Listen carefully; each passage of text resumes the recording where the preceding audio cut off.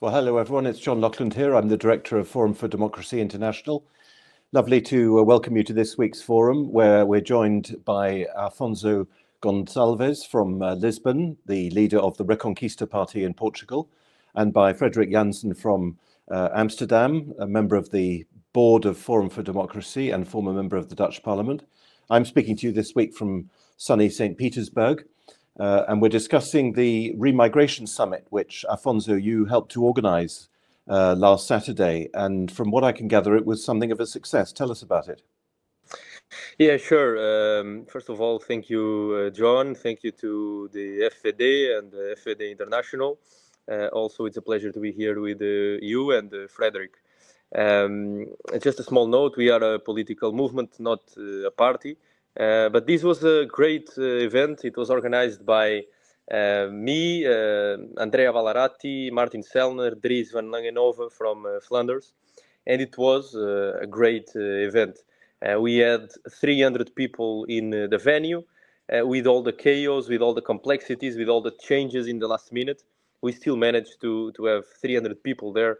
And it was a great event. All the feedback was very positive. We managed to have, in my opinion, a great mix of identitarian points of view with more, let's say, conservative points of view. So this was a great event. It's been widely covered. There was a lot of media attention, and we managed to get our point across. And most importantly, freedom of speech and Yes. democracy and freedom won, and we won. Remigration had a big victory last Saturday. Yeah, perhaps you could tell us something about the Antifa demonstrations and the other attempts to disrupt the event before we talk about the nitty-gritty. Yeah, sure. There were major protests from our friends. Well, they're not really our friends, but they're common suspects who took very aggressively to the streets and who protested against really freedom of speech. These people are always telling us how they are standing up for democracy, freedom, liberty, when in fact they are the ones actively trying to censor different points of view. So this was a great victory for us, and they couldn't really stop it. There's nothing they could have done to stop it. They tried everything they could. They even created threats that they were going to create a siege around the venue in Gallerate. They managed to politically pressure the mayor, the left-wing mayor of Milan, into saying that the event couldn't go ahead in Milano. Thankfully, some Lega politicians and even some real influential politicians within Lega managed to create also this barrier and to find alternative solutions. So they didn't really succeed, and it was just another victory for the right wing and for real nationalists. I didn't understand you exactly. Do you mean you had to change the venue, or do you mean that the attempt to you had to change the venue? Okay. Yeah, we had to because change I had times. Three times. Oh, I see. Yeah, I didn't understand. I had a similar experience in Brussels just over a year ago when at the National Conservatism Conference, the local mayor of one of the bourg in Brussels decided to close down the venue. In fact, to force it to change the venue and then indeed to close it down. What about the content? I mean, I'm sure everyone watching is familiar with the immigration issue. Lots of people have been saying there's too much immigration for a long time. Hasn't made much difference so far. Obviously, your summit was called Remigration, so the idea is to not just to have less immigration, but to actually to have emigration. Exactly. Did you? I mean, did your speakers talk about how to do this, or how to achieve this goal? Yes, we did, and that's really you managed to sum it up perfectly. Immigration is out of control, and we can't just control it and try to reduce it. We really need to solve the root issue, and that's only possible with remigration. So this was really the main premise behind advocating for this policy. Now, remigration is, at least in, let's say, the more scientific definition, also put forward by Martin Sellner and others, it's a set of policies aimed at stopping this influx and this demographic replacement through different types of policies: social, cultural, economical, judicial, financial, etc. So it's not just deportations. It's not just deporting illegals. It's also creating the right incentives, the right pressures, the right rewards for people to voluntarily go back to their own nations.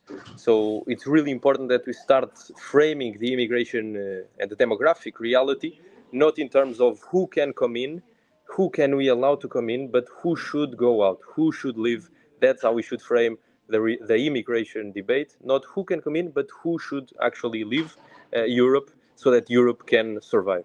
I want to come to Freddie in a second, but what is the cause of immigration? Or to put it another way, is the cause, or are the causes the same in all countries? I asked the question about the cause. It may seem a stupid question to ask, but the levels of immigration are now so high. I'm sure, I don't know if you had any speakers from Britain, but we all know that the immigration levels in Britain are running at over 1 million, well over 1 million a year, which is absolutely absolutely gigantic figure. How do we understand these population movements? Yeah, it's a really important question, and it's really complex to answer. There's various reasons. It's the ideological one, which is the most important. The ideological, the intellectual, and the spiritual that are lying beneath all the other reasons. That really we have to destroy these ideological roots of the globalist liberal system that is promoting this immigration. They want to create a world without borders, without rules, without laws, where, as we know, they want to create this new cosmopolitan liberal man. But there must be economic factors as well when you're dealing with. I mean, it's an industry. The movement of this large number of people is an industry. We all know about the gangs and so on. It's people are making money out of it. But what is the economic driver? Yes, they always advocate for economic reasons that are not really true when you analyze them. And there was actually a great presentation by Cyan Quinn from White Papers that analyzed the myths that are created to promote mass immigration. Yeah. And she destroyed each one of those, like immigration creates a high GDP, and she simply destroyed that myth by arguing that, in fact, not only a high GDP is not coincident with a higher level of economical life, also this GDP is only beneficial for the ones who are already financially well off, and it doesn't concern a real economic growth that impacts the lives of the everyday person, and it has a massive negative impact in housing, in social care, in security as well. I'm delighted to welcome our co-host Jeremy Nell. Jeremy, you have a question. Sorry for arriving late. That's fine. I am in South Africa, and as you might know, there's a big discussion around South Africans, more specifically Afrikaners, immigrating or getting refugee status in the United States by Trump at the moment. So I guess this is also fairly close to my heart as I'm seeing what's unfolding here. So what would be the metrics that determine or define an immigrant or an immigrant, shall we say? Is there a time period at which there's a cutoff, for example? Sorry, what do you mean? So he's asking, I think, how many generations you go back. Oh. Yes. Because okay, so for context, as you can see, I'm a white South African, and I am African by all accounts because of the number of generations that have been here. So what I'm asking is there a type of metric that one would use, or is it simply a case of they don't have a passport or a residency or something like that? Well, I'll let go ahead, Freddie. Yeah, I think this is different for different groups. I think, for example, the South African whites, they are settlers, just as much as the Europeans were ever settlers in Europe. So I think we're speaking of the original population of areas. But then also within immigrant groups, you have differences. You have the recent waves, for example, from the Middle East through all the wars. You have the earlier waves in terms of earlier migration in the 70s, 80s. I think culturally those groups are different. The countries of origins are different. So I think we have to treat them as well as different groups with regards to immigration. You're being quite diplomatic, Freddie. I mean, we all know that there is no problem with Chinese immigrants, for example. Yes. Or at least much less. Well, no, but there are, of course, it's not just Muslims, if that's what you're saying. Yeah. I think there are other groups as well that are problematic, possibly. Yeah. And I think the focus in immigration, and I said a few words about that as well, I think the focus for the last 20 years, 20, 30 years has been on Islam as a core problem. But I think the problem with immigration has nothing to do with a religion, but more with specific groups that are... Yes. No, I didn't actually mean Muslims, because although I think Arab immigrants and Muslims obviously there are problems associated with them, but there are very much other categories. Yeah, let me jump in. I don't want to come across as if I'm opposed to it. I'm very much in favor of preserving and conserving culture in certain areas. And as an outsider looking on to Europe, I can see that what we have here is what Europe could become in the next 20 years, and it's a warning message that unless policy tightens, there's going to be mayhem in Europe, because we are a failed example of exactly that. We are a failed project, 100% failed. So what I'm getting at is like, if you think about Brexit, it was very, very wishy-washy. It wasn't a hard decision. It was very politicized. The EU policy of immigration seems equally wishy-washy. Nobody wants to say the wrong thing to get onto the wrong side of the wrong person, for example. But it very clearly is weak frameworks that are in place. And unless I have it misunderstood. I suppose you're right. Yeah. What do you mean exactly, Jem? Go ahead. I'm not quite sure we follow you. So China has no immigration issue, no mass immigration issue, because it's got tight border policy. Japan also, for example. And so they're maintaining a type of homogenous society to a large degree. Europe is clearly not that. And so on the one hand, I can see that there's a strong Muslim influence, right? That's entering Europe, but that's not the fault of Muslims. It's the fault of policy. Am I correct? Well, I think it's definitely, as Alfonso said a moment ago, it's of course encouraged. There's no doubt about it. Although I still don't fully understand. Of course, I'm familiar with the arguments which I disagree with, the ones that say we need immigration to pay for the pensions and so on. What I don't understand fully, and I suspect the answer varies from country to country, is why there are such levels, because the immigrants who come typically spend a lot of money through bribes and so on, because of course they come illegally and therefore have to pay large sums to get into the respective countries. And I suspect that the answers to that question, why these people come, what economic reason drives them to come, is probably different from country to country. I mean, maybe they come to live off benefits in France and to work in England or whatever. But anyway, your question, Jem, is entirely right, because of course there's laxity. That's absolutely certain. But in a sense, we're beyond that, because this is a remigration summit. It's not an anti-immigration. Yeah, of course, everyone's anti-immigration, but they want to achieve something more than just stopping at the arrivals. They want to reverse the trend. And that's what seems to me, however, I'm sure plenty of people find the idea shocking and so on. And of course, the Antifa do, and the left and everything. But how does one achieve it? Alfonso, you said you reduce the incentives. Okay, that will presumably stop people coming. But how do you, what groups do you want to leave, and how can you encourage them to leave? That's a very interesting question that we do need to answer. And coming back to what Frederick said before, this does change from country to country, because different countries have had different immigration policies, although not very different when you consider the European Union. We define remigration in 3 phases, and each phase has a target group.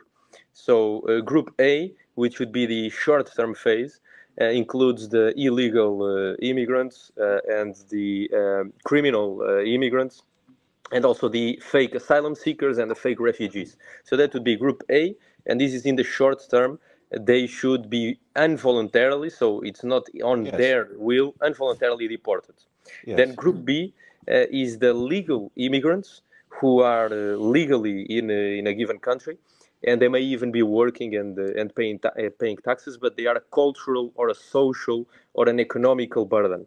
There have been various studies conducted in different countries that have identified that even second and third generation immigrants are still not only a cultural but also a financial burden. There are certain areas of origin, like Africa and certain areas of Asia, from which the immigrants who come from there, they are really a net negative economically. These studies are being proven in the Netherlands, in Denmark, etc. So these would be voluntarily deported through measures of incentives and pressures, like Sweden is doing now, creating these NGOs to help remigration, creating remigration centers to inform the immigrants on how they can come back to their countries, paying them a fee so they can come back easier to their host countries, so to their origin countries. So that would be Group B, and these would be in the medium term, in 5, 6, 7 years, at least in our model that we propose. And then there's Group C, which is more for the longer term, and these are the legal immigrants who are already naturalized, so who already have a citizenship card saying they are Portuguese or Dutch, which they're not, but they have a legal status saying that they are. These we would have to identify if they are not assimilated. So there's that criteria that needs to be met. Maybe a small minority of immigrants from different continents will be assimilated, and we do not propose pragmatically the remigration of those immigrants. But if they are not assimilated, according to different criteria, cultural, social, if they're creating parallel societies, if they hold very different beliefs to the beliefs we hold, they should also be considered for immigration. This would be a harder process, but again, it comes back to those incentives. If the incentives are right, just like they came here because the incentives were right, they will also remigrate and come back to their origin country if the incentives are again put in place for them to prefer to come back to their origin countries than to stay here. What do you think about that, Freddie? And what did you speak about? Because you were one of the speakers. Yes, I agree. I think if so your first question was why do people leave their own countries and come to Europe in such mass numbers? And I think the main reason is economics. Yes. These third world countries, especially decades ago, weren't very appealing places to live. So they were promised a better life by all sorts of institutions, but also through hearsay. I met a guy, a Palestinian in the Middle East, and he said, yeah, my cousin moved to the Netherlands, because I told him I was from the Netherlands. Yeah, I moved to the Netherlands, you get a free house there, and they help you get a job, and which is sort of true. So and this is known, of course, that these leaflets are handed out throughout Africa, whatever. There are campaigns actively promoting the immigration to Europe. So I think, and there was also recently this video for this guy in Calais. Did you see this? There was a British reporter in France asking, why do you want to move to the UK? He said, give me a house. And he said, yeah, but there are no houses. Give me a house. And it was a very funny video. I don't know if you've seen it, but I think these are anecdotes, of course, but there are studies also proving this, that there are these views throughout the world that Europe is a place of plenty, and it's all free, and you can all get it if you just go there. And if that's no longer the case, then they'll not want to come, but they may also want to leave if the alternative is a better one. So if they get maybe some money to help them relocate back to their own countries, where they can start a new life, a better life, one in which they fit into their own cultures, where they feel more at home. And if they have an economic position that they will want to start over from, maybe they'll want to leave. So I think there's these pressures on the one hand for reducing the attraction of being here, and otherwise increasing wanting to go to another place. And But what was your yeah? Sorry, go ahead, Jam. yeah, okay. So speaking from an African country, there's definitely some weird disconnect, not with what you're saying, but with what's happening politically. So, for example, when I went to Europe in 2023, when I met up with John and the rest of the team there, the amount of paperwork I had to go through just to get into Europe was on a level I've not experienced before. Okay, now compare that to the videos and photographs of the masses of other Africans who don't look like me on rubber dinghies entering Europe without any paperwork. I told you 2 years ago you should have gone to Libya and just come by boat. So without seeming like I'm suggesting something nefarious, I am suggesting perhaps that there is a weird type of politicization going on, which makes it very interesting that I have to go through so much effort to enter Europe, and they are very strict. You know, I'll get into a lot of trouble. There's definitely. Sorry, go ahead, Freddie. Is South Africa officially marked as an unsafe country in the Netherlands? I don't think so. I don't know, but we probably are. I think one of the mechanisms in play here is that we have a list of unsafe countries. And if you're from one of those countries, you can just, and if you're then deemed to be part of a minority group that is endangered, so you wouldn't be part of that, then you can come. Although he is.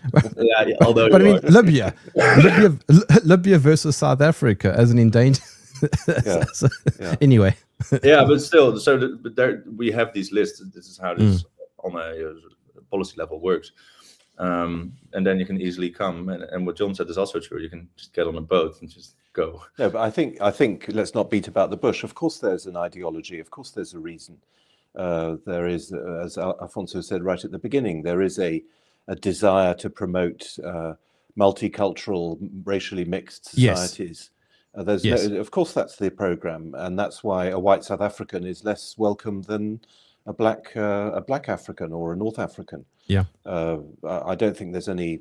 Well, I mean, I'd personally be surprised if anyone seriously doubted that. Multiculturalism has been the dominant ideology for decades, for more than a generation, and of course, it goes with multiracialism. It goes with racial mixity. But what did you talk about, Freddie, and what were the other speakers like? I think everyone gave excellent speeches. I think the tone was spot on. It was very good. It wasn't angry. It wasn't sort of crazy radical. It was all very nice and polite and very to the point. But I talked about the necessity for stopping the wars in the Middle East, because I think for a large part, the most recent waves of migration have been because those countries have been destroyed, and people wanted to leave, and now they don't want to go back because there's nothing to go back to. So I think it's very important in our movement to recognize the role of our countries in recent history, but also to advocate for peace, because when these countries, if you look at Qatar, if you look at the United Arab Emirates, if you look at Saudi Arabia, these are countries that have not been destroyed, and these are prosperous countries. These are places that even Westerners want to live. So this is a very strong incentive. If there is economic prosperity in the Middle East, that these people will want to go live somewhere where what I said in the beginning, where they'll feel more at home culturally, but also economically. So I think it's very important to also advocate for that. Although it's funny you should mention that, because I'm not sure about Saudi Arabia, but as you know, the Emirates have a very, very high immigration population, but they keep them very much, as it were, sidelined, don't they? They keep them as Gastarbeiter and so on, without any pretense at integrating them into society. And that's the big difference, I think, with Europe, where Afonso, you yourself mentioned assimilation. Maybe assimilation isn't desirable. maybe that was itself. I mean, of course, one understands why it was promoted, but anyway, sorry, that's just a digression. But that's good. Yeah, that's a very good subject. And what about the other speakers? What I think the presentation that Afonso mentioned earlier I think I thought that one was the most interesting to me because it was very concrete. I like the numbers, and of course we know in the general sense we know about the effects of immigration. We know about the history of immigration, the cost of immigration. But she had a presentation also detailing specific savings that we could have if we didn't have immigrant populations, and she looked at the United States and the UK. And it inspired me to do the same for the Netherlands, because I think we can make a very similar calculation.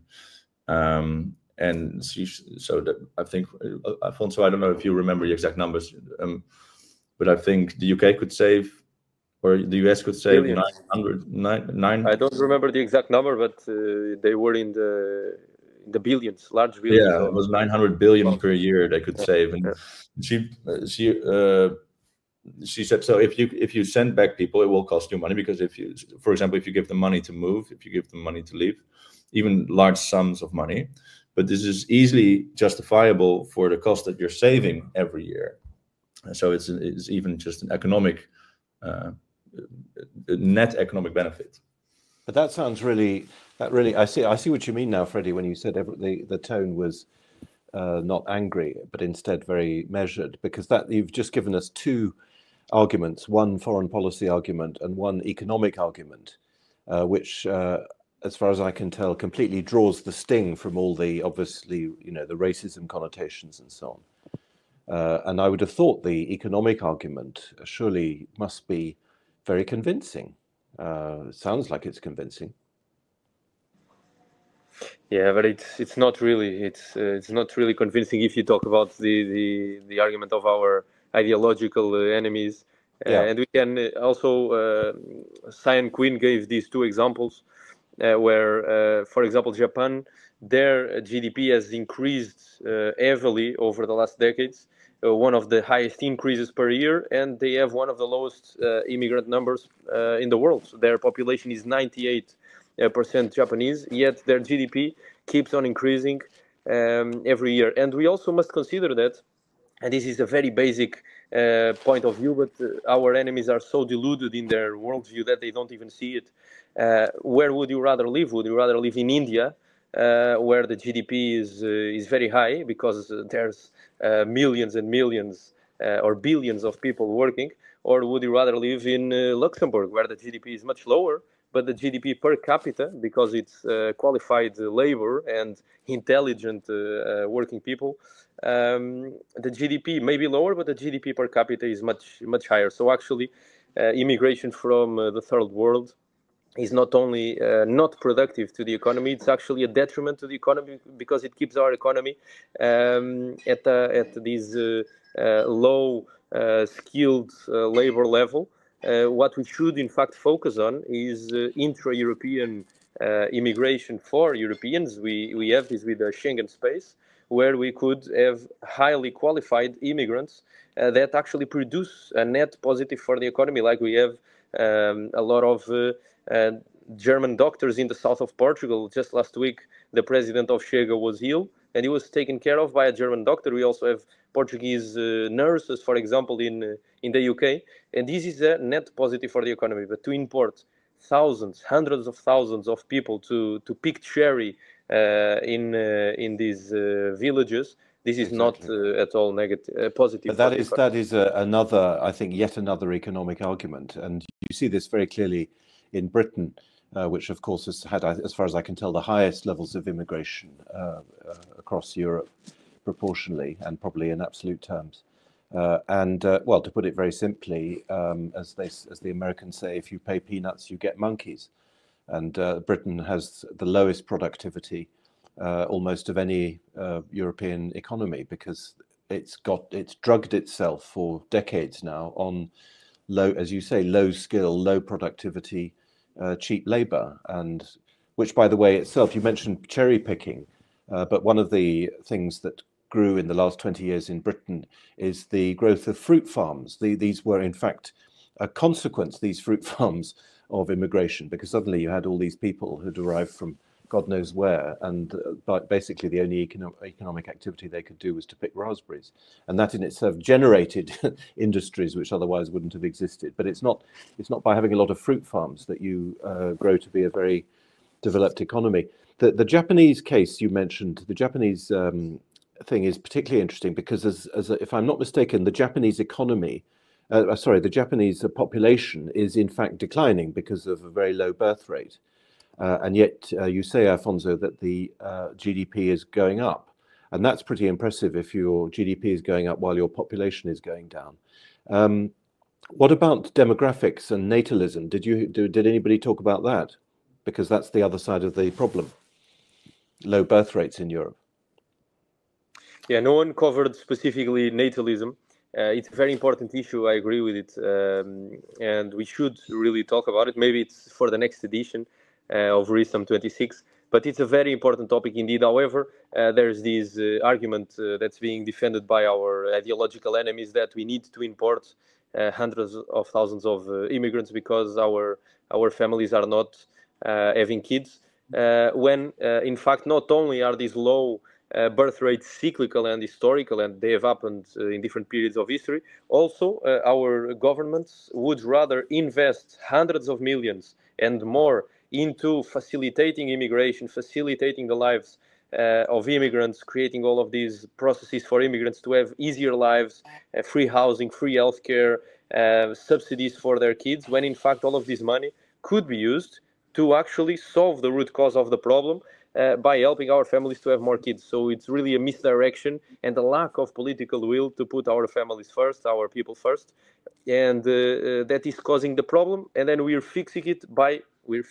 We're not really solving anything by creating more problems by importing these people that wouldn't have needed to be imported in the first place if we put this money and these resources into helping our families to have more kids. Are there any timelines? Timelines in terms of remigration or in terms of natalism? What do you mean? Both. Well, in terms of remigration, our model has three phases, as I said before: short term, medium term, and long term. For the short term, this would have to be immediate. So as soon as there is a real right-wing nationalist government in different countries, they should focus on these policies immediately. Then the Group B would be medium term, 5 years, 6 years.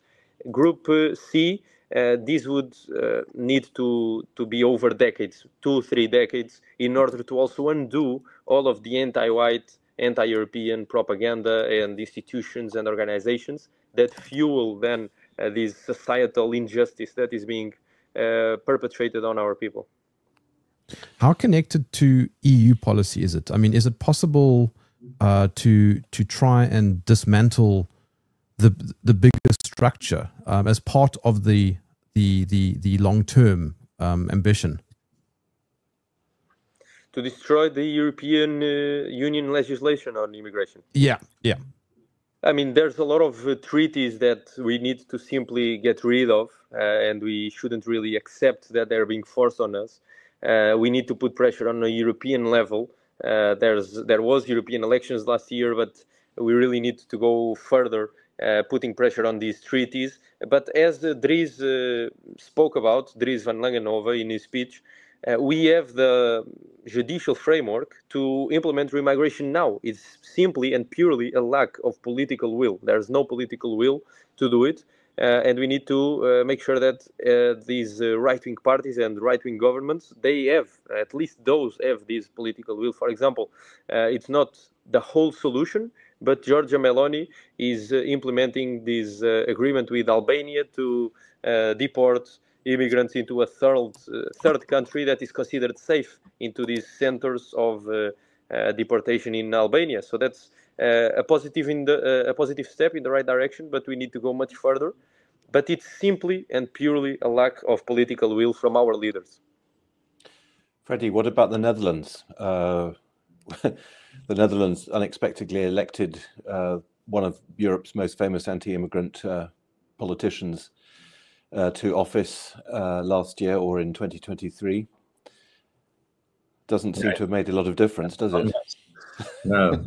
So we have we had another 300,000 people coming in last year when he was in government. Yeah, it's not going very well. I disagree about the European Union. I don't think you can do this within the European Union. It's absolutely impossible within the European framework to limit the freedom of people, the freedom of movement of people. it is the absolute foundation of the European Union that this has to be able to happen.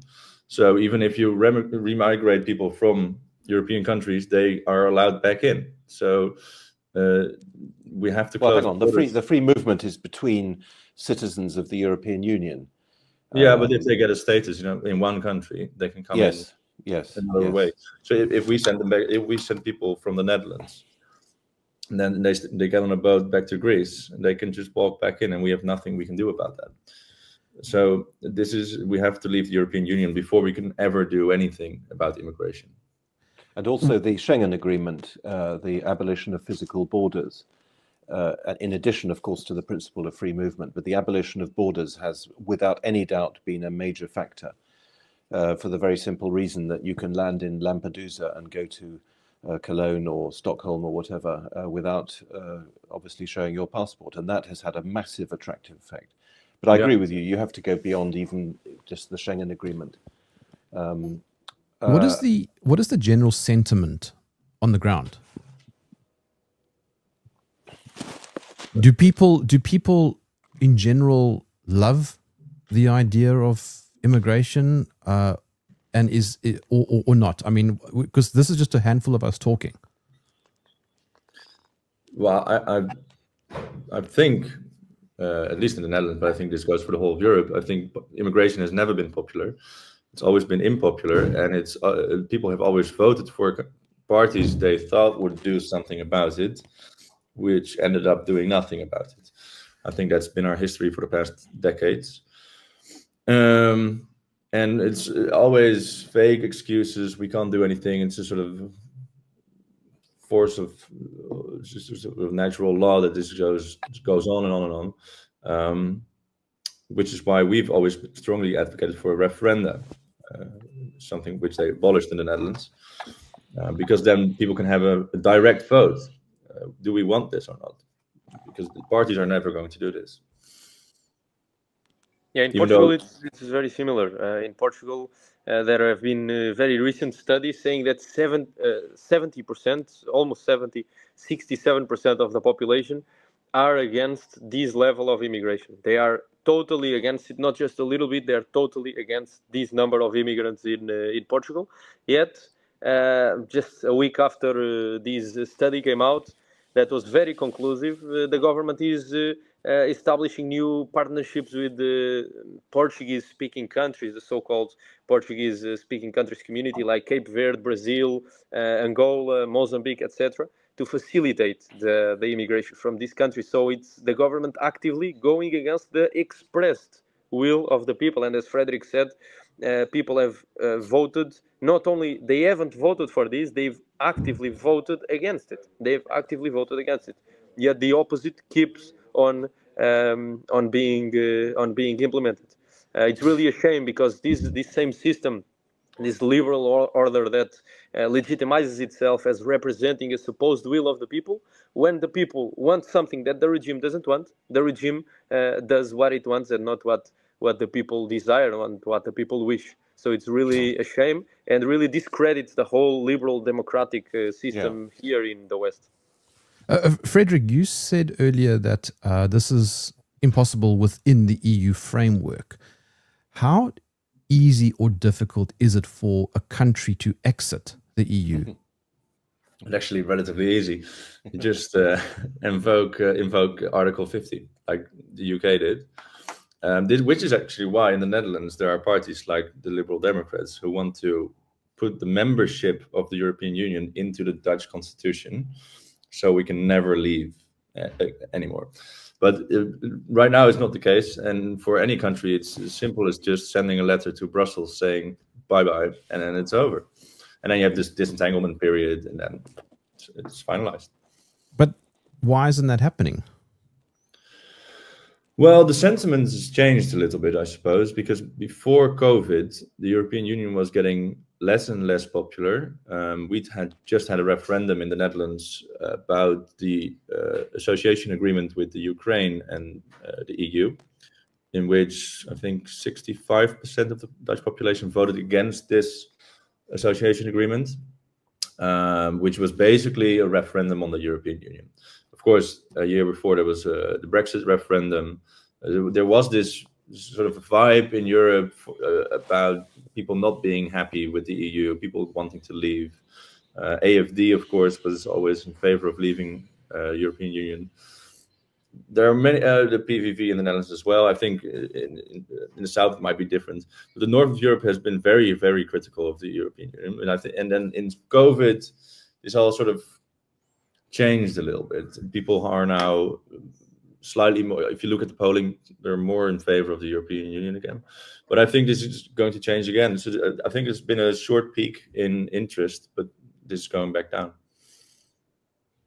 I think the broader question is also the whole issue of national feeling, which is so catastrophically weakened across the whole of Europe, with one or two very small exceptions. Of course, the main one obviously being Hungary, and to some extent Poland, although the National Conservatives have lost power there. I'm speaking to you from Russia, and there was a speech at the forum that I'm attending, the International Legal Forum in St. Petersburg yesterday, by the head of the Constitutional Court. And this is a lawyer, this man is a lawyer who is also something of a sort of moral authority in Russia. And he was speaking about corruption, and he went on and on about corruption and how terrible it was and how it had to be rooted out and all the rest of it.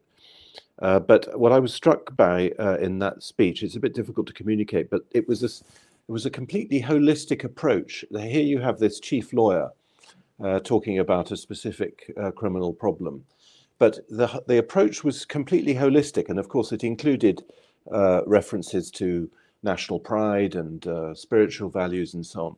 And it was Mike Bentz, in his work on propaganda and control of social networks, talks about the whole of society approach, which the opponents of free speech and the proponents of censorship use. And that phrase is appropriate, I think, also for this regenerative national feeling, this regenerative approach, which you see in some countries, this whole of society, where everything comes together. So obviously economics, but also religion, national pride, and so on. And that generates a sort of corpus of feeling, which would no doubt also, if it were to happen in Europe, help the immigration issue. But it's exactly that which I think is so lacking. And that's why, unfortunately, I mean, I'd love to believe that there's a great groundswell of opinion against the European Union. But there's also, I'm afraid, a very large element, I think, of, I mean, certainly in France where I live, of lassitude, of people being basically ground down, and also being affected by decades of constant propaganda saying that the European Union protects them, and that if they didn't have it, then they wouldn't have all kinds of protections launched into the unknown and all the rest of it. So I'm afraid there's a very great passivity. Yeah, I agree with that. Yeah, I can give you the example of Portugal. We have, of course, our historic past. Yet nowadays we have a very following population that doesn't really question any of the principles of the status quo. I can give you three quick examples: COVID, Ukraine, and the European Union. On these three issues consecutively, the Portuguese are the ones who took the vaccine for COVID the most in Europe. They are also the ones who have a higher rate of support for Ukraine. They're also the ones. We are also the ones who have a higher acceptance rate of the European Union. So in all of these trends and issues, you see a very clear pattern of we looking to the authority of the social media, TV, entertainment world, and mediatic world, looking for this leadership and looking to always follow the trends of what's socially acceptable or politically acceptable. This, in my analysis, in my opinion, stems from our 36 or 38 years old, actually more, 46 years old, proto-fascist, let's say, dictatorship that had a lot of very positive conservative nationalist aspects to it, but also our leader, our prime minister Salazar, who ruled for 36 years. he had this idea very ingrained in his thinking, also a Catholic thinking, of not politicizing the people, of making people very following of the state, not politicized, not critical, no critical thinking at all. And this is also this apathy nowadays in our population, I believe, stems from that negative aspect of our regime, which was very positive in a lot of ways. So that's my analysis, and it's really not good to see that. I will also give you a short other example that our population is very heavily against immigration. They are very heavily at the root identitarian and nationalistic, yet they vote because they have a lack of political literacy. They vote for the socialists or the social democrats who are totally pro-immigration because they vote for the economical project of these parties. They don't know that attached to this economic project is a social project, both for the family, for the sexual values, family values, and also for immigration. Attached to this social project, to this economical project for which they vote and that they like, this father figure of the state ruling and helping people, they don't know that attached to this economical project, there's a social project that they actually despised. So I would say these two reasons, the apathy, historical apathy stemming from our last regime that depoliticized people, and also a second reason would be this lack of political literacy.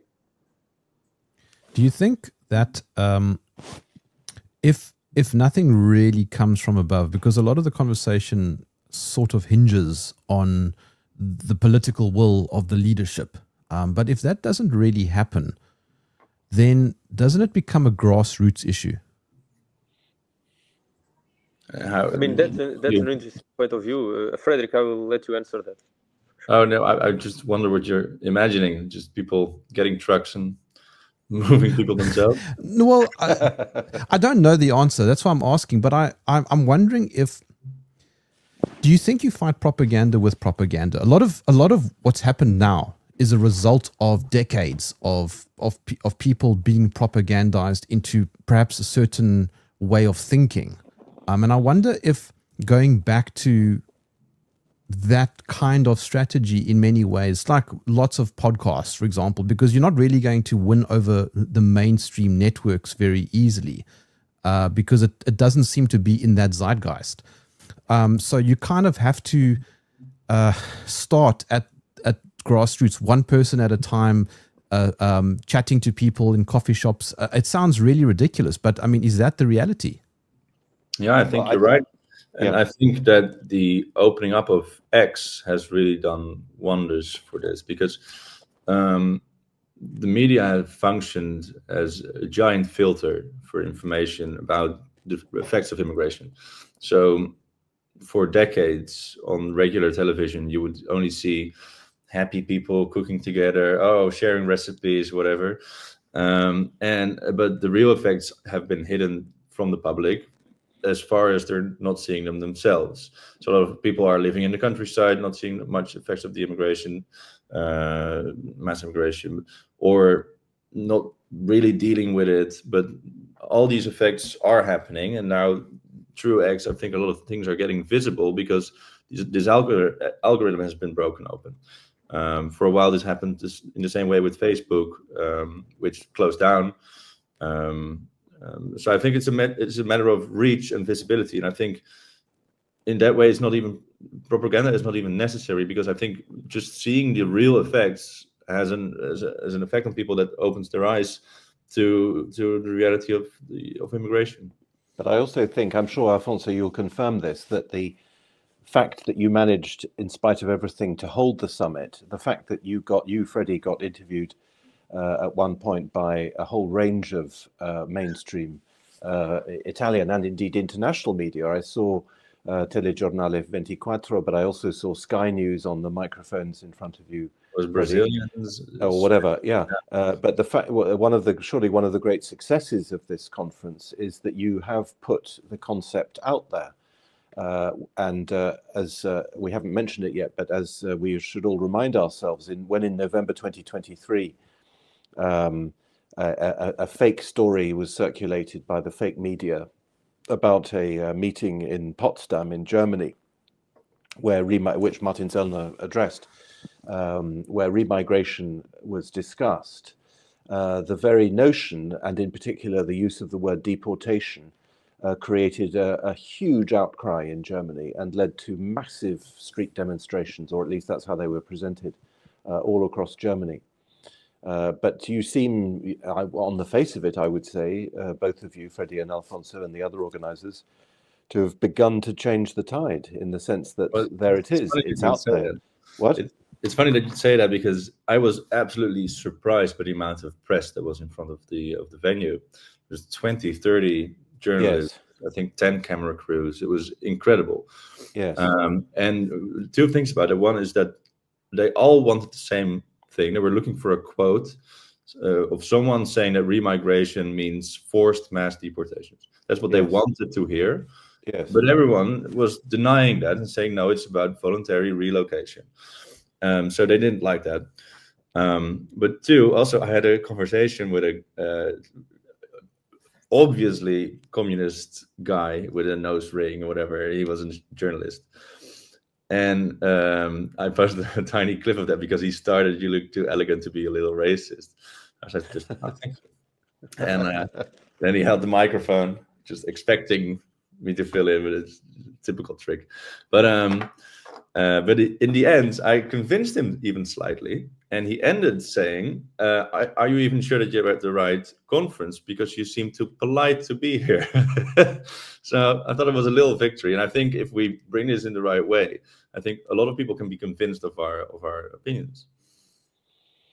I mean, my view, to answer your question, Germ, is that yes, and of course I agree with you, Freddie, that X, the liberation of X is extremely important, and no one should underestimate. And obviously, any campaign like this hopes to influence public opinion and convince people and all the rest of it. But I do personally also believe very strongly in political leadership, and I think people do follow. And you mentioned Salazar, Alfonso, although you said that people followed him unpolitically. That's an interesting concept, but they followed him, and if he ruled the country for 36 years, it's because ultimately he was supported. And today you have Viktor Orban, who, whatever one thinks about him, has set the agenda in his own country, and people have followed it. You can't. In other words, I don't believe that grassroots can do anything. You have to have grassroots support. You have to have support, but it can't work unless there is political leadership. And unfortunately, I think we're rather a long way from finding that political leadership. I mean, we all know we've all got our own candidates, definitely, but so far they're not in power. Maybe that will come. Yeah, maybe. Frederick just mentioned a very important point, which was that he was asked if he was not too polite to be in that conference, and this is exactly why our enemies fear us so much, why the media censors us so much, why the ideological enemies fear so much, why they wanted this conference not to go ahead, because they know that if we have a seat at the table, if we have a place to discuss policy in a public forum, if we have an open debate of ideas, they know that our ideas win, partially because people will understand and recognize that we are not lunatics, extremists with far out of sight political ideas. We're actually very reasonable, very moderate, very, let's say, normal, and very acceptable politically people. And this is why they want to censor so much and impede the organization of these summits so much, because they know that if people listen to our ideas, if they have an unfiltered vision of what we actually defend, people will actually, a lot of them, agree with us. And that's why they want to censor us. But I don't think that being smart and being moderate helps. Look at for whatever anybody thinks of Trump. All right, yes, populism is what got America to vote for him overwhelmingly. But it's also common sense, right? It's populism in the style, I agree. It's a very, let's say, outgoing approach, but it's common sense policies. It's nothing out of the ordinary. That's what I was getting at. Yeah, but what I'm saying is that perhaps what is required is a political. If we are looking at political leadership, there needs to be a new type of packaging that needs to come with fire and zest and lots of persuasive tricks, basically. No, I agree. That's what I mean by leadership. And yes, and Trump also, of course, does this thing, as we now have all seen through it, where he says something totally crazy and then rushes out of the room, and everyone's standing around thinking, what the hell was that all about? Placing maximum demands and then getting asking for 150% and then getting 100%. But John, you need both. But you need yes. both, and he obviously, not as we know, won the popular vote, but you need both. But I suspect, though, that European leaders are a little bit tentative. They're afraid because of certain leaders that have come out of Europe in the past few decades. But that's why Alfonso's approach is one of the components. So the reasonable approach here are, economic arguments. It costs more, costs less. All that. That is part of the component, but it all needs to work together. And that's why I agree with you, Alfonso.